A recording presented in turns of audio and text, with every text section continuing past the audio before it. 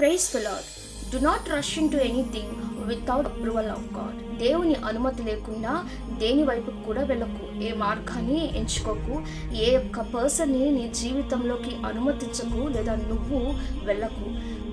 ఎందుకు అనంటే God's approval, పరిశుద్ధాత్ముని యొక్క అప్రూవల్ లేకుండా ఏది నీ జీవితంలో అనుమతించినా అది కంటికి చూడడానికి ఇంపుగా, అందముగా, ఆశీర్వాదకరంగా, మేలుకరంగా కనిపించినను it will become a curse in your life without the approval of God.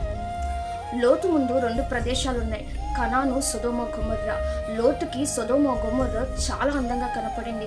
ఎంత అందంగా అంటే పాలు నీళ్లు ప్రవహించే ప్రాంతముగా కనపడింది. అందుకే లోతు చూసి ఇది చాలా బాగుంది, ఈ మార్గంలోనే నేను వెళ్ళాలి అని అనుకున్నాడు.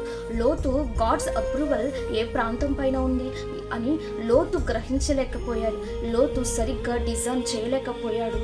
అందుకనే లోతు దేవుడు కనాను ఆశీర్వాదకరమైన ప్రాంతమని ముందుగా మాట్లాడినను తన కంటికి సొదొమ గొమొర్రా అందంగా కనిపించిందని దాన్ని ఎంచుకోవడం జరిగింది. ఆ తర్వాత లోతు ఎటువంటి పరిస్థితిని ఎదుర్కొన్నాడో కూడా మనందరికీ తెలుసు కదా.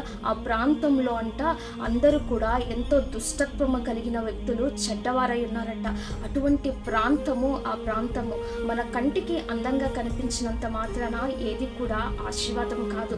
దాని వెనక ఏముందో you cannot see and I cannot see, but God can see everything. అందుకనే గాడ్స్ అప్రూవల్ మీ జీవితంలో ఖచ్చితంగా అవసరము.